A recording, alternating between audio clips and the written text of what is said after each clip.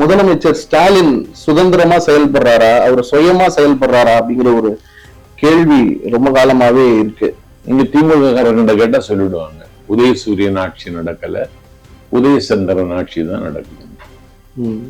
அவருடைய முடிவுகளுக்கு பின்னால அவருடைய குடும்பம் தலையீடு நிறைய இருக்கு. அவருடைய மருமகனும் மகனும் தான் இப்போ எல்லாத்தையும் தலையிடுறாங்க.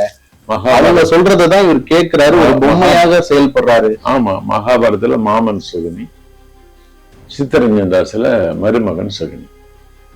இந்த தேர்தல்ல அதுக்கான விளைவுகளை திமுக அறுவடை செய்வாங்க. தாவேக்காவின் வருகையினால முதல்ல பாதிக்கப்பட போற கட்சி என்ன நினைக்கிறீங்க?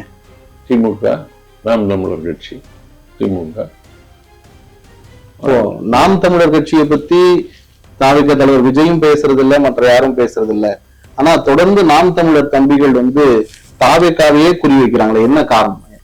அதாவது எங்க தலைவர் அந்த கட்சியை தொடங்கியதற்கு பிறகு அவர் எங்கெல்லாம் பயணம் போகிறாரோ அங்கெல்லாம் அந்த கட்சி அடக்கமாகி விடுகிறது.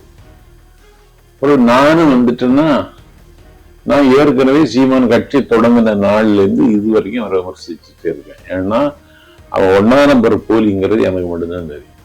போலி, அவன் ஒரு கூலி, அவன் ஒரு காலி என்பது எனக்கு மட்டும் தெரியும்.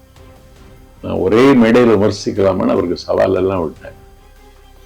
அவ்வளவு அழுக்கான மனிதன் அவர். வேற வேற எல்லாம் குறைச்சி அதுக்கு பிறகு நான் பேச விரும்பல. அதனால நானும் வந்துட்ட பிறகு அவங்களுக்கு இன்னும் ஆத்திரம் அதிகமாயிடுச்சு. அதுல இந்த தேர்தலோட முடிஞ்சிடும்.